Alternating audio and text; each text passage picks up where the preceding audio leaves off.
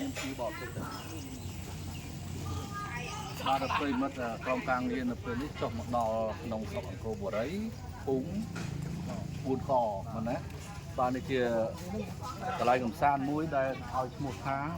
បុកល្ហុងចុងថ្នោត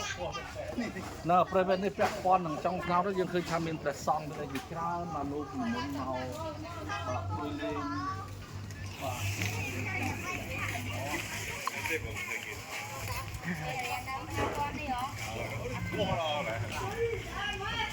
បាទយើងនេះ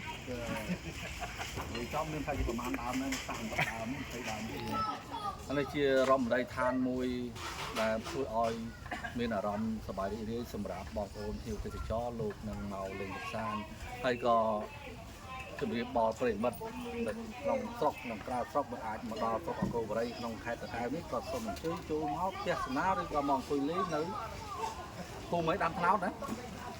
បុកល្ហុងចុងថ្នោតបុកល្ហុងដើមថ្នោតនៅក្នុងស្រុកអង្គរបុរីភូមិខ4មកគឺគេថាមានភ្ញៀវមានច្រើនមកលោកតែងតែមកកំសាន្តលេង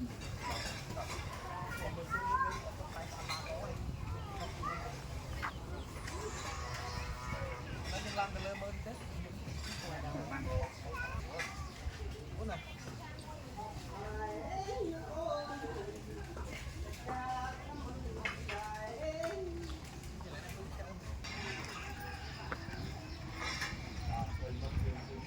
ចាំនៅក្រៅមើលខាងតាមឡប់ជួយចាប់ពីគាត់ឡើងមកអង្គុយទស្សនាបាទកំសាន្តមើលទេសភាពវាលស្រែគួរឲ្យជួយគុណប៉ុណ្ណាមានស្រែនេះគឺអស់ហើយនៅទៅយ៉ាងនេះអានេះបើសិនជាមាន